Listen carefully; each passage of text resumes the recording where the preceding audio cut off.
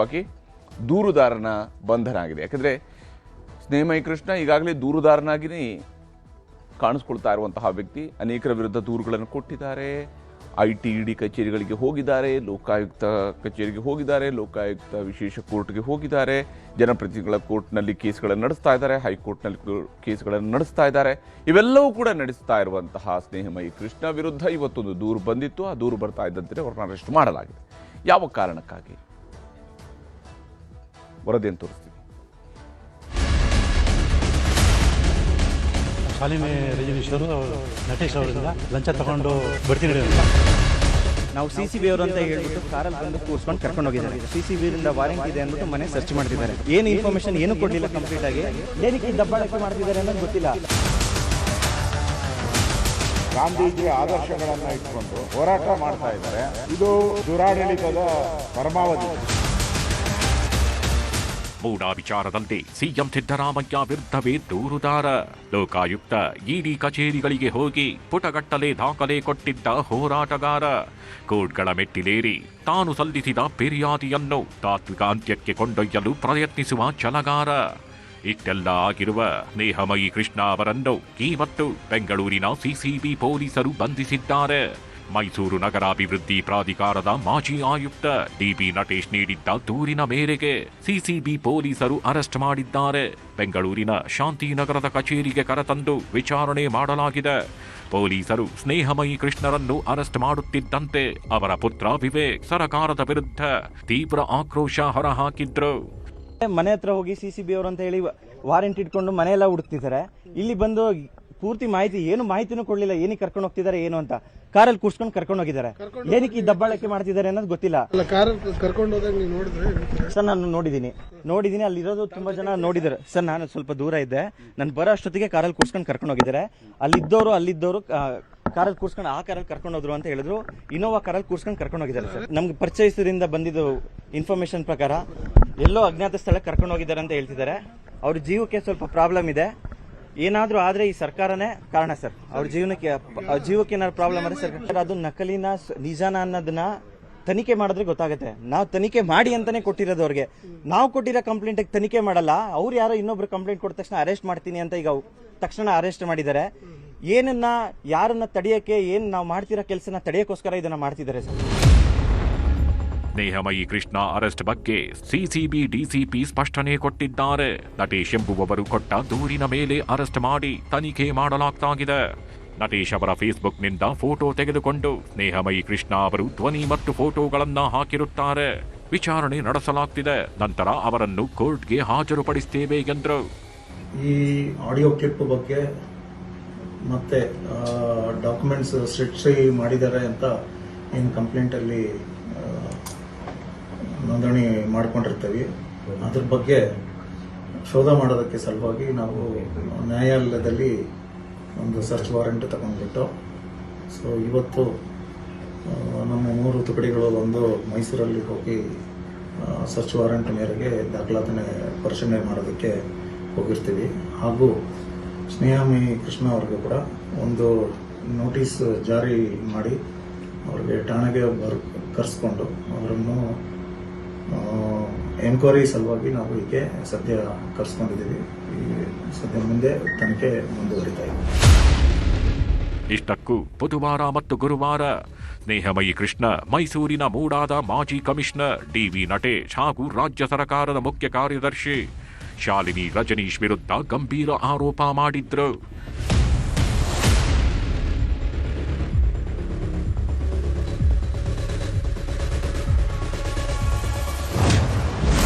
ಮಾಜಿ ಮೂಡಾ ಆಯುಕ್ತ DB ನಟೇಶ್ ಅವರು ನನ್ನನ್ನ ಸಂಪರ್ಕಿಸುವ ಪ್ರಯತ್ನ ಮಾಡಿದ್ದು, ನನಗೆ ಹಣದ ಆಮಿಷ ಒಡ್ಡಿ ಮೂಡಾ ಹಗರಣವನ್ನ ಮುಚ್ಚಿ ಹಾಕಲು ಪ್ರಯತ್ನ ನಡೆಸಿದ್ರು ಎಂದು ಸ್ನೇಹಮಯಿ ಕೃಷ್ಣ ಆರೋಪ ಮಾಡಿದ್ದರು. ಈ ಸಂಬಂಧ ಆಡಿಯೋ ಕ್ಲಿಪ್ ಬಿಡುಗಡೆ ಮಾಡಿದ್ರು. ಅಷ್ಟೇ ಅಲ್ಲದ ಸರ್ಕಾರದ ಮುಖ್ಯ ಕಾರ್ಯದರ್ಶಿ ಶಾಲಿನಿ ರಜನೀಶ್ ಅವರು DB ನಟೇಶ್ಗೆ ಮುಂಬಡ್ತಿ ಕೊಡುವ ವಿಚಾರದಲ್ಲಿ ಸಹಾಯ ಮಾಡಿದ್ದಾರೆ.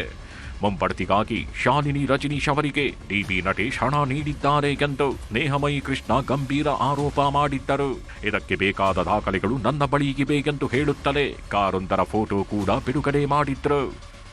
ಶಾಲಿನಿ ರಜನೀಶ್ ಅವರು ನಟೇಶ್ ಅವರಿಂದ ಲಂಚ ತಗೊಂಡು ಬಡ್ತಿ ನೀಡಿದ್ರಂತ. ಅದಕ್ಕೆ ಸಂಬಂಧಪಟ್ಟಾಗೆ ನನ್ನ ಹತ್ರ ಏನು ಸಾಕ್ಷ್ಯಗಳಿತ್ತು ಅಂದರೆ ಕಾರ್ ಯಾವುದೋ ಅನ್ನೋದ್ರ ಬಗ್ಗೆ ಒಂದು ಫೋಟೋ ಮತ್ತು ದೂರವಾಣಿ ದಾಖಲಿತ್ತು, ಅದೆಲ್ಲ ಆಧರಿಸಿ ನಾನು ದೂರನ್ನ ಕೊಟ್ಟಿದ್ದೀನಿ.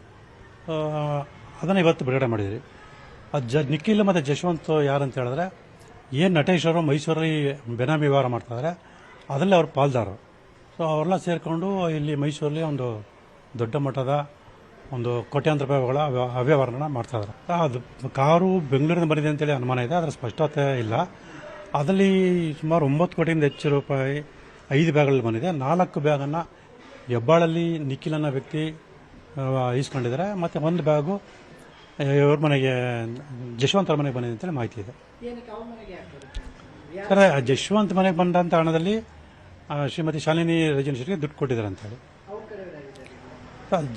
ಶಾಲಿನಿ ರೆಜಿಡೆನ್ಸಿ ಕಡೆ ಯಾರು ಬಂದ್ರೆ ಗೊತ್ತಿಲ್ಲ.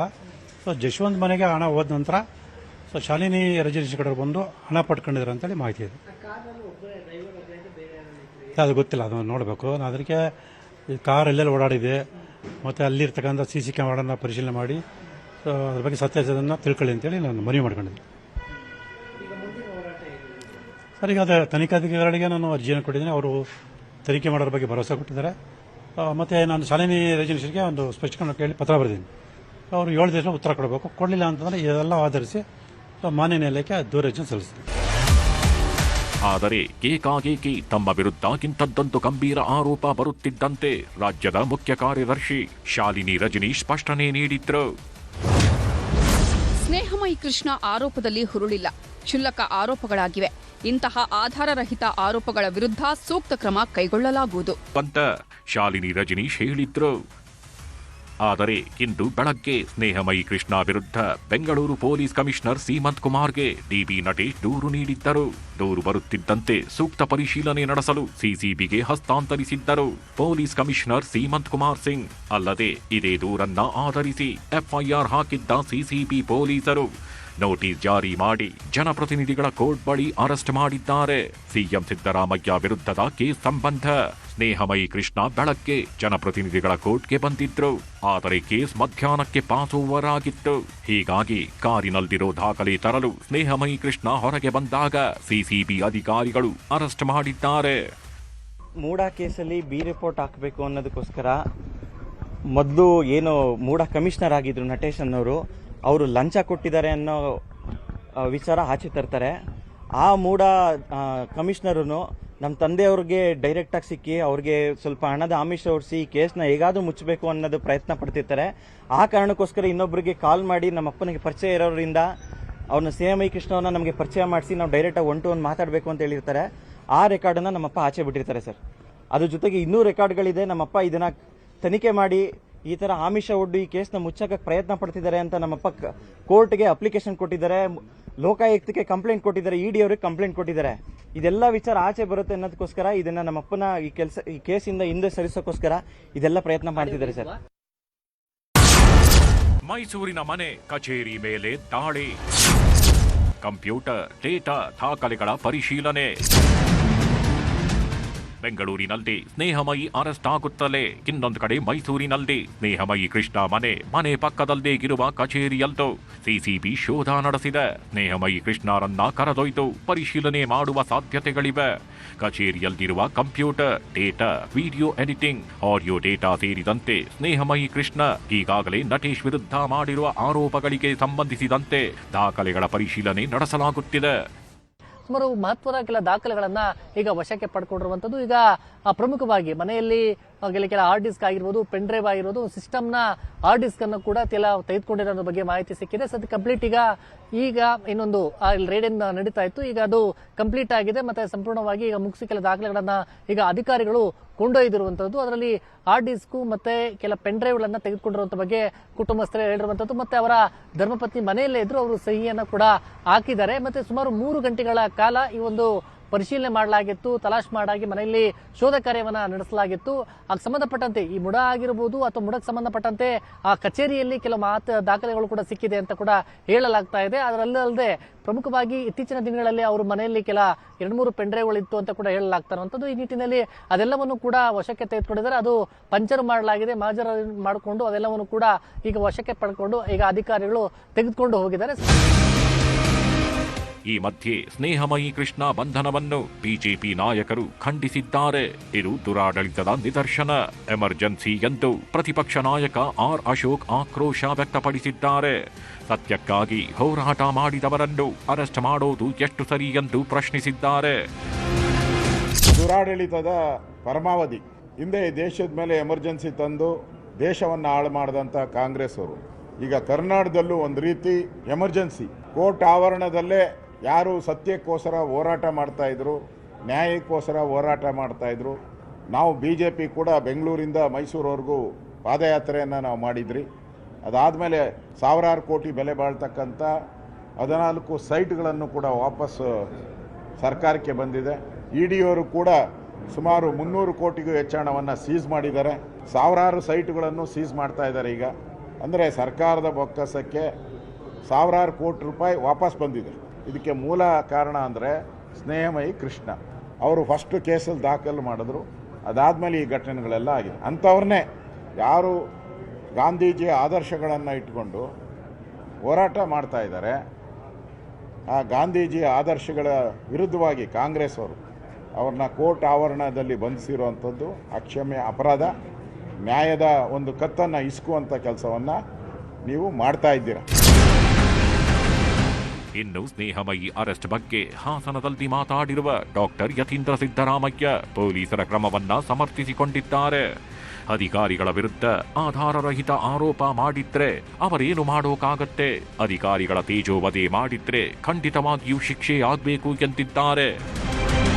ರಾಜಕಾರಣಿಗಳೇನೋ ಪಾಪ ಜನರಿಗೆ ಅಕೌಂಟಬಲ್ ಆಗಿರಬೇಕು, ಹಾಗಾಗಿ ಆಧಾರಿತ ಆರೋಪಗಳನ್ನು ಮಾಡೋದು ಕೂಡ ಸಹಿಸ್ತಾರೆ, ಹೋರಾಟ ಮಾಡ್ತಾರೆ. ಪಾಪ ಅಧಿಕಾರಿಗಳ ಮೇಲೆ ಸುಮ್ಮನೆ ತೇಜೋವಧೆ ಮಾಡೋದು, ಆರೋಪರಹಿತ ಆರೋಪಗಳನ್ನು ಮಾಡಿದಾಗ ಅದನ್ನು ಖಂಡಿತ ಅದಕ್ಕೆ ಶಿಕ್ಷೆ ಕೊಡಬೇಕು, ಕ್ರಮ ಜರುಗಿಸಬೇಕು. ಯಾವುದೇ ಆಧಾರ ಇಲ್ಲದೆ ಒಬ್ಬರು ಅಧಿಕಾರಿ ಮೇಲೆ ಆರೋಪ ಮಾಡಿ ಅವ್ರು ತೇಜೋವಧೆ ಮಾಡಿದ್ರೆ ಅವ್ರು ಯಾಕೆ ಸುಮ್ಮನೆ ಇರ್ತಾರೆ? ಖಂಡಿತ ಅವ್ರ ಮೇಲೆ ಕ್ರಮ ತೆಗೆದುಕೊಳ್ತಾರೆ. ಈಗ ಮೂಡ ಮೇಲೆ ಏನು ಆರೋಪಗಳಿದೆ ಅದಕ್ಕೆ ಈಗಾಗಲೇ ನಾವು ತನಿಖೆ ಕೂಡ ಕೊಟ್ಟಿದ್ದೀವಿ. ಸೊ ಕೆಂಪಣ್ಣ ಆಯೋಗನೂ ಇದೆ. ಸೊ ಅವ್ರು ಅದನ್ನು ನೋಡಿಬಿಟ್ಟು ಮೂಡದಲ್ಲಿ ಏನು ಅವ್ಯವಹಾರ ಆಗಿದ್ದರೆ ಅದ್ರ ಪ್ರಕಾರ ಅದ್ರ ಮೇಲೆ ಕ್ರಮ ತೆಗೆದುಕೊಳ್ತಾರೆ. ಸ್ನೇಹಮಯಿ ಕೃಷ್ಣ ರಾಜ್ಯಪಾಲರಿಗೆ ದೂರು ಕೊಟ್ಟು ನಂತರ ಕೋರ್ಟ್ ಮೆಟ್ಟಿಲು ಹತ್ತುವ ಮೂಲಕ ಮೂಡ ಹಗರಣ ಇಡೀ ದೇಶದಲ್ಲೇ ಸದ್ದು ಮಾಡಿತ್ತು. ಪತ್ನಿಗೆ ಅರಿಶಿನ ಕುಂಕುಮಕ್ಕಾಗಿ ಬಂದಿದ್ದ ಜಮೀನನ್ನು ಮೂಡ ವಶಪಡಿಸಿಕೊಂಡಿದ್ದಕ್ಕಾಗಿ ಬದಲಿ ನಿವೇಶನವನ್ನು ಸಿಎಂ ಪತ್ನಿ ಪಡೆದಿದ್ದ 14 ಸೈಟುಗಳನ್ನು ಈ ಕೇಸ್ನ ನಂತರ ಮೂಡಾಗೆ ವಾಪಸ್ ಕೊಟ್ಟಿದ್ರು. ಮೂಡ ಹಗರಣದಲ್ಲಿ ಲೋಕಾಯುಕ್ತ ಪೊಲೀಸರು ಸಿಎಂ ಹಾಗೂ ಅವರ ಕುಟುಂಬದವರಿಗೆ ಕ್ಲೀನ್ ಚಿಟ್ ಕೊಟ್ಟು ಬಿ ರಿಪೋರ್ಟ್ ಹಾಕಿದ್ರು. ಆದ್ರೆ ಇದೀಗ ಸ್ನೇಹಮಯಿ ಕೃಷ್ಣ ತಮ್ಮ ಆರೋಪದ ಬಂದೂಕುಗಳನ್ನು ಅಧಿಕಾರಿಗಳ ವಿರುದ್ಧ, ಅದರಲ್ಲೂ ರಾಜ್ಯದ ಮುಖ್ಯ ಕಾರ್ಯದರ್ಶಿ ವಿರುದ್ಧ ತಿರುಗಿಸಿದ್ರು. ಇಷ್ಟಾಗುತ್ತಿದ್ದಂತೆ ಸ್ನೇಹಮಯಿ ಕೃಷ್ಣ ಅವರನ್ನು ನಟೇಶ್ ಕೊಟ್ಟ ದೂರಿನ ಆಧಾರದ ಮೇಲೆ ಬಂಧಿಸಲಾಗಿದೆ. ಆದರೆ ಇದು ದೂರು ಕೊಟ್ಟಿದ್ದಕ್ಕಾಗಿ ದೂರುದಾರನ ಕತ್ತು ಹಿಸುಕುವ ಪ್ರಯತ್ನವೋ ಅಥವಾ ನಿಜಕ್ಕೂ ಸುಳ್ಳು ದೂರುಗಳನ್ನೇ ಉದ್ಯಮ ಮಾಡಿಕೊಂಡು ಪ್ರಚಾರ ಪಡೆಯುತ್ತಿದ್ದ ವ್ಯಕ್ತಿಯ ವಿರುದ್ಧದ ಕ್ರಮವೋ ಎನ್ನುವುದು ಇನ್ನು ಕೆಲವೇ ದಿನಗಳಲ್ಲಿ ಬಯಲಾಗಲಿದೆ. Bureau report, news 18. ಹೀಗೆ ಇಲ್ಲಿ ಸ್ನೇಹಮಯಿ ಕೃಷ್ಣ ಅವರ ಬಂಧನ ಆಗಿದೆ. ಬಂಧನದ ಸುತ್ತಲೂ ಕೂಡ ಸಹಜವಾಗಿಯೇ ಅನುಮಾನಗಳಿದ್ದೇ ಇದ್ದಾವೆ. ಯಾಕಂದರೆ ದೂರುದಾರ ಪ್ರಭಾವಿಗಳ ವಿರುದ್ಧ ಈ ಹಿಂದೆ ದೂರು ನೋಡಿರುವಂಥವರು ಈಗ ಅವರ ವಿರುದ್ಧದ ದೂರಿನ ಕಾರಣಕ್ಕಾಗಿ ಬಂಧಿಸಲಾಗಿದೆ. ಈ ತ್ವರಿತಗತಿ ಎಲ್ಲ ವಿಚಾರವೂ ಕೂಡ ಬಹಳ ಮುಖ್ಯವಾಗಿರುವಂಥದ್ದು.